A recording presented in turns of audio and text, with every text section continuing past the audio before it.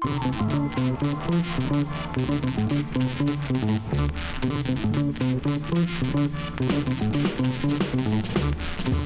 right, welcome back into the program. You're listening to Jerod Friends. Thank you for listening. First of all, second episode of the podcast, and I am really excited because on this episode I have a good brother, friend to the show. He was on my last podcast that I had when I played music. Now this is a different format, but he's the same brother. One time, give it up for Rahiem Supreme from DC. What's going on, brother? What's good? What's up? Not much, man. Thank you for coming through. So, no secret, you just dropped your project, Lost Gemz. How does it feel to finally hand that one in? Feels good. Fresh new start coming in the new year with just everything new. You call yourself the Prophet. Now, where does that come from? What is that? What does that even mean? The Prophet, like it's the sensation. It's the missing link. Every 100 years, it's a person here to, stand for something. And you feel like you're that person for this generation? Yeah, definitely. Got you. All right, now, the Washington City paper, I read that article, said that you have yet to attain the acclaim that your ability warrants. But they said with this project, with the Lost Gemz, that should put an end to this lack of recognition. Do you feel like you don't get the recognition that you deserve? Yeah, I definitely feel like I don't get the recognition.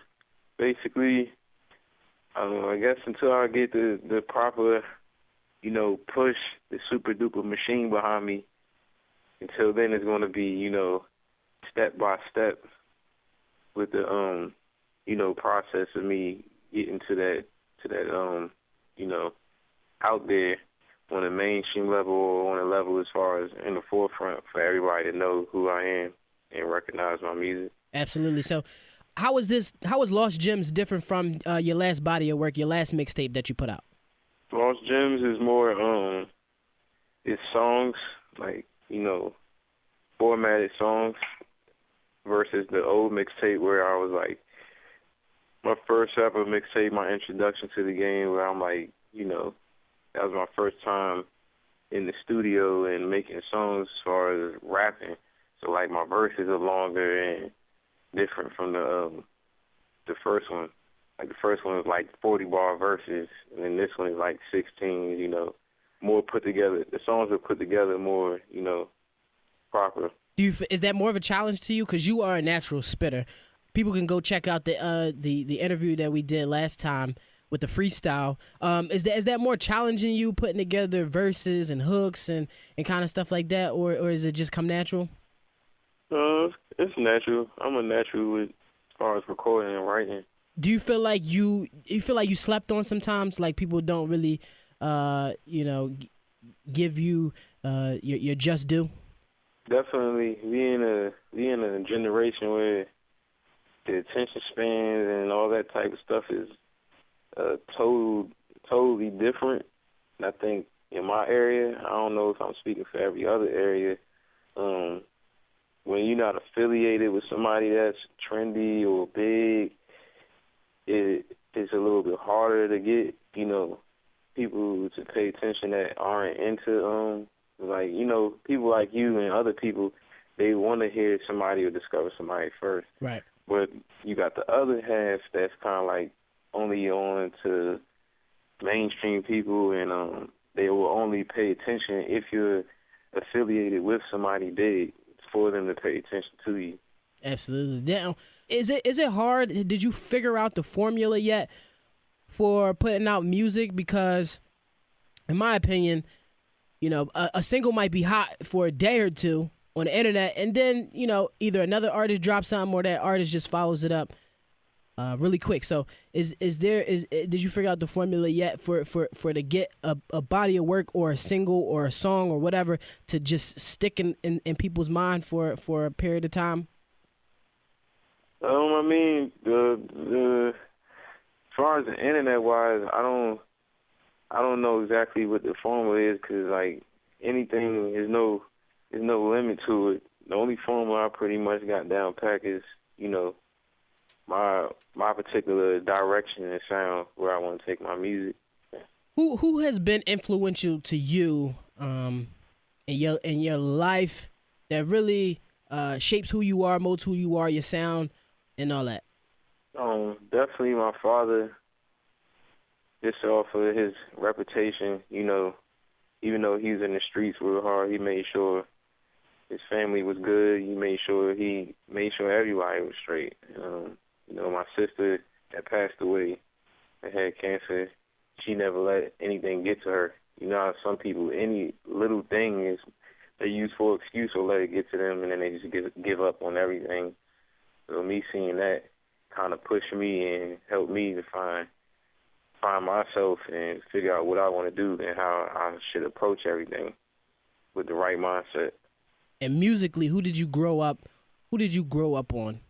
I grew up on AZ, Nas, Jay-Z, Wu-Tang, you know, Tribe Called Quest. Mostly, I grew up on, you know, mid-90s and 2000s, but I had to go back and do my homework and listen to, you know, the early 90s and 80s and all that other stuff in different genres as far as rap. Yeah, because when I listen to your songs and the beat selection that you choose, is a lot of like boom bap type of records. Is there a reasoning behind why you pick those type of those beats? Definitely, I just like the sound. I like instruments. Boom bap beats mostly have the, you know, let alone the other type of, you know, soulful music. It has instruments, horns, drums, bass, and stuff like that. So I guess how I approach them, since I have that, I have a nostalgia type of, you know, wave or feel, but I also have a new type of feel, a lot of people say. So I guess it complements me the most, even though I try different stuff, but that's the main, you know. Now, I don't know if you want to hear my opinion, but a lot of rappers out here today that pick those other type of beats that's, you know, real, I guess, super produced, I guess you would say, and like the opposite of the record, the beats that you choose, sometimes they hide behind those records, and then, you know, the record might be hotter than them. You know, the record might have more bass than other type of beats, and people might think that the actual beat is hot, but the rapper is just 100% trash. I definitely agree to that. Like I said, man, we in a different time. I'll be trying not to be too hip hop, you know, just trying to figure out a way to kind of get them, you know. Definitely stay in my lane, be the best I can be, to kind of roll with the flow, not necessarily conforming, but a lot of that is going on. And a lot of people are blowing up that you be like, how did he even... like a lot of it's like down south people focus on the singles get to wherever they trying to get to. Yeah. And I don't know how the market is down there to get them the opportunities. And then a little up north, and not even saying up north, other places, because I know overseas they big on like the type of hip hop we listen to, whatever. But people projects sound like projects, and then the single artists, not too many of them projects sound like a good quality project. Now I listened to Lost Gemz, going back to the project, Lost Gemz that's available right now. What has been the reception so far with Lost Gemz? What kind of feedback have you been getting? So far I'm getting good feedback. A lot of people are saying I found my sound, and they hear the growth. They say I got, you know, they like the songs on there. They see I'm like trying different stuff. So far I got good feedback. You know, I'm always open for criticism, as long as it's positive criticism. If somebody tell me maybe you need to try this more, or this differently, or you need to work on this, but overall I got good feedback. Now, what about the internet is good because, you know, is you get your music out there, you can release it whenever you want to, but it also gives the commenters, the bloggers, you know, a bigger voice than, in my opinion, that they really should have. So what about somebody that comment on one of your mixtape and say this shit is trash? I haven't got that yet. If I do get it, I would respect their opinion and I also feel you because some people they like for instance, I don't know like what music your peoples played around you when you was growing up, and like with me they played, 90 music around me. I ain't know what it was. I'm just rapping the Biggie lyrics and whatever. The radio was different back then. Like, everything was different. So I'm just listening to it. I'm liking it. And I'm like, they like, you need to listen to this. You hear what he's saying? So versus their opinion, sometimes I'll be thinking deeper than what they comments is like, what do they grow up listening to? What do they think is tight? Because some people, they might think Chief Keef is the most vicious rapper, not to disrespect Chief Keef. That might just what they listen to in whatever state of hip-hop they start really listening to hip-hop. They don't know nothing about, Nas and Kendrick Lamar and Jay-Z and all that stuff. So they don't know the difference from, like, skill and, really putting a song together. They kind of just, whatever. They think the best thing is something real, real catchy, not knocking what's catchy because of hook. In the mainstream world or hit-wise, they say it's supposed to be catchy, which I sometimes agree and I don't agree because a hit from back then is different from a hit now. Absolutely. Like, it's all what the people feel, whatever song is most relatable for everybody to like, I think. Got you. So, have you been paying attention to the debate around Iggy Azalea, Macklemore, these white artists that have come into the hip hop realm? Macklemore took home, one of the most coveted Grammys last year for I think it was best hip hop artist or best album. It was best album, and Iggy Azalea, it's rumors that she might take home best hip hop album this year. How do you feel about that whole debate? We seen Azalea Banks get emotional on a interview that she did with Hot 97, saying, people are just kind of stealing what we had, what we made. How you feel about that? I definitely got a problem with it. I definitely don't agree. I feel like, let alone the music, a lot of things get taken from black people and then they make it seem like they discovered it first and so forth. So when it comes to the music, now you about to take something that we made mainstream and we worked hard for and still young. It only been, 20, 30 years of it.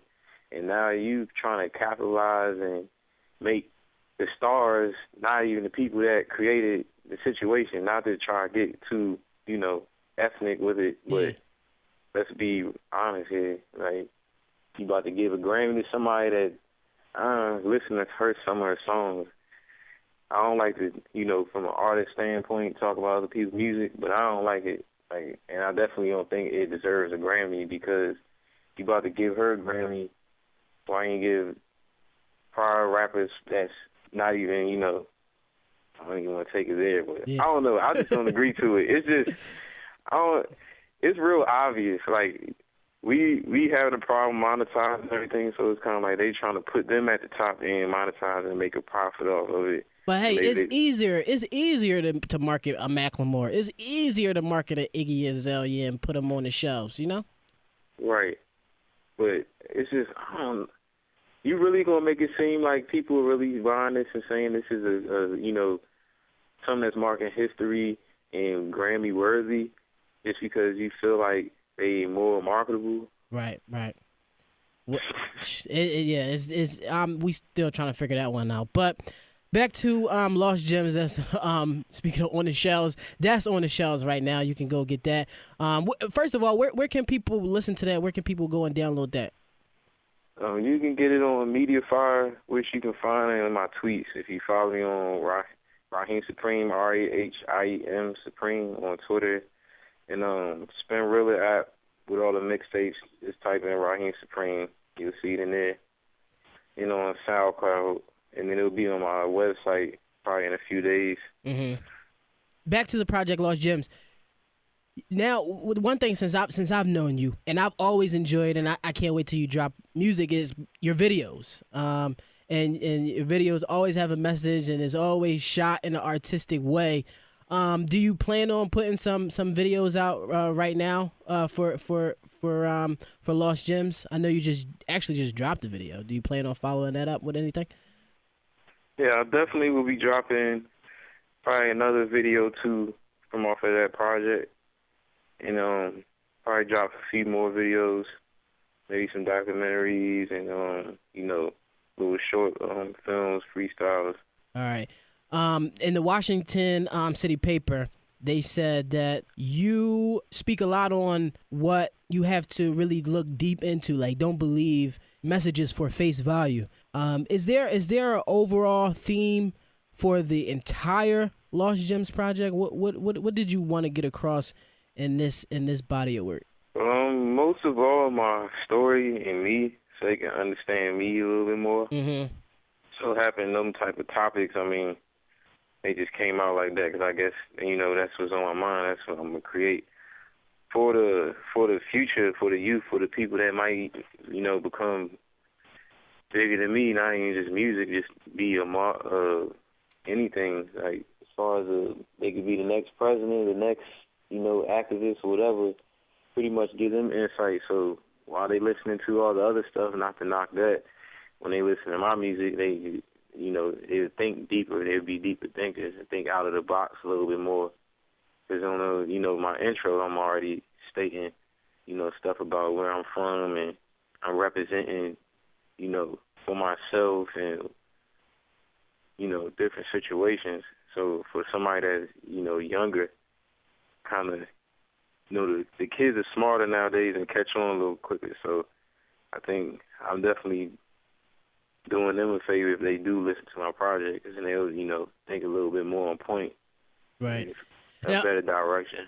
A lot of times, a lot of black artists get grouped together, but I know just from listening to hip hop and listening to a lot of underground hip hop that a Philly city is different from a Baltimore city. A Baltimore city is different from a Washington city. So what do you uniquely bring to the table from where you grew up in D.C.? That's a good question. I'm definitely telling the story is not too much different from the other, street rappers, because I think all of us are kind of rapping the same story, even though we got similar stories, but it's a tad bit different because we all come from the same place. Right.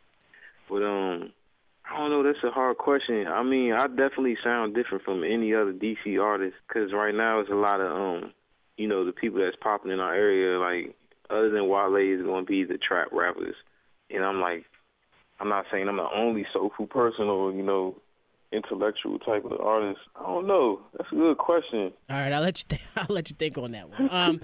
What producers did you collab with? What producers did you work with for Lost Gems? I work with Sonny Norway, Nascent, QV, Manny Mozart, Virtuoso. Who else? I think that's it. The other ones are Commissioner Gordon and some Aboriginals. It's no secret what's going on right now that's playing out in the media is this police brutality situation. Did you ever experience any type of police brutality or them fucking with you or anything like that? And how did you react to that situation? Yeah, I get harassed by police every now and then. The first couple of times I'm really vocal, so I go back and forth with them, and then once I start getting tickets and going to court and stuff like that, I toned it down. Yeah. Kind of just cooperate. Mm-hmm. What was your take on the whole Michael Brown situation and the whole Eric Gardner and Tamir Rice and all that kind of stuff that's going on right now? I definitely don't like it. I can only pray and hope it get better. I definitely have a problem with it because if I had children, teenagers, right about now, I wouldn't really feel safe in them certain areas where a lot of that stuff is going on because I'm going to be worried about them, getting shot because they had a hoodie on or because a police felt like they were armed and they felt endangered. I don't know. I feel like they got cameras now and they still get away with stuff. So it's like, what can you really do? Right. I don't think we should just all go out here and get to fighting or something like that because that might not even solve it either. Mm-hmm. But I think something can change it, but I don't really know exactly what can change it because the last incident is pretty much crazy. to have pictures seeing somebody get choked out, nothing happened, nobody get locked up. I think Zimmerman recently got locked up or something like that, but Yeah, he back out on the street. he back out? Yeah, they let him go. They let him go. What's your studio sessions have to be like when you work? What does the room have to be like? What do you have to have? What does the atmosphere have to be like? I work best when it's just me and the engineer. I don't like when there's too many people in there. I mean, I can record. There's people there, but I recommend just me and the engineer. That way, I come in there ready. He ready for me to record and lay down what I need to lay down. So it ain't a bunch of hoes, ain't no smoking, ain't no party up in there? Nah, none of that. None of that. That's studio ain't no different from when you studying or something. Yeah. For me, at least. Who would you like to work with in the future? What artists didn't you collaborate with that you would like to work with, on something else? I would like to record. I would like to collaborate with like Andre 3000, MF Doom, Ghostface, Raekwon, Jay-Z, Nas. Who else? Action Bronson. Definitely want to collaborate with like producers too, like Timbaland, Pharrell. Mm-hmm. Somebody that could probably bring out some sides of me I don't even know I had as far as sound wise. What has been the most challenging thing that you had to deal with as an underground artist or an emerging artist? What's the most difficult task? The most challenging thing right now, and always until you get that big, mainstream or just be popping, have a super wave, is I think everywhere, not only locally, but I think it just shows because for some reason out here, a big act of comedy will charge people $700 to open up for them. Some of them feel like they don't want to pay you for the show, and a lot of snake stuff going as far as, Wait, time out. You have to pay to open up for somebody else? Yeah, lately, who came? OG Mako, they charging $700. What? I thought it was the other way around. So if you open up they don't just pick people, and if you open up for them, they don't pay you. You have to pay that artist to open up for them? Exactly. I never paid to perform. I always ask for accommodations, and if not, I try to, we reason something out.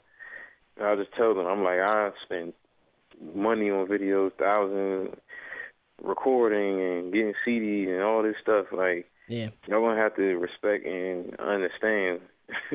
What does that say about the game, though? I mean, like, if somebody's charging to open up for them, is the trashiest artist that has the most money, are they going to get that stage time?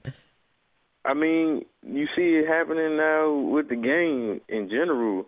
So pretty much the person with the most chicken or whatever his situation going to be, he's going to have real bright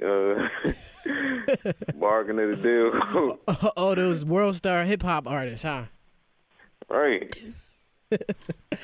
Now, I know it's a lot because I follow you on Instagram and Facebook and all that kind of stuff like that. You have a fascination with retro-looking fucking Back to the Future type cars. I went to school for the, automotives, work on old cars and stuff like that. Yeah. I just got a passion for old cars. Ain't nothing like it. Yeah. I feel like when I see that, I feel like I got to see a picture of you standing next to one of those 80s looking cars. Like I feel like I'm watching Yo MTV Raps or something like that. Definitely, I'm gonna always keep that feel in every video or photo shoots. I'm gonna have some type of something old school. I'm had a Michael Knight type of vibe to it. Yeah. What's next for you? What's on the horizon? What can we expect? Definitely more videos and more. I got a lot of music, man. So I'm trying to have something every quarter this year at least. Mm-hmm. At least aim for it. Just trying to take it to that next level. All right, now tell the people one more time where they can get Lost Gems that's available for download right now. Where can they get that? Where can they find that and check you out? You can get it on the Spinrilla app, mixtape app. You can get it on SoundCloud and Mediafire. If you follow me on Twitter at Rahiem Supreme, spelled Rahim, or if you follow me on Facebook. Well, cool, brother. I look, I always appreciate you coming through, and we always have good conversations. And look, I got hit to you from Trey Banks, who's a buddy of mine. Me and Trey, he doesn't like this story, but we used to rap together on cassette tapes on my little karaoke machine. One of those days I'm gonna put that shit out. But I appreciate you, and I appreciate your hustle and your tenacity. And I know that one of these days coming up, it's gonna be soon, that you are gonna blow. And I hope my goal is to get people hip to your music the way that Trey got me hip to your music. So I definitely appreciate you for coming on the podcast. Thank you, brother. And I know you traveling out to Chicago tonight. So safe travels and all that good stuff. And good luck with Lost Gems, and good luck with everything you got coming up in the future. All right. Thank you, too.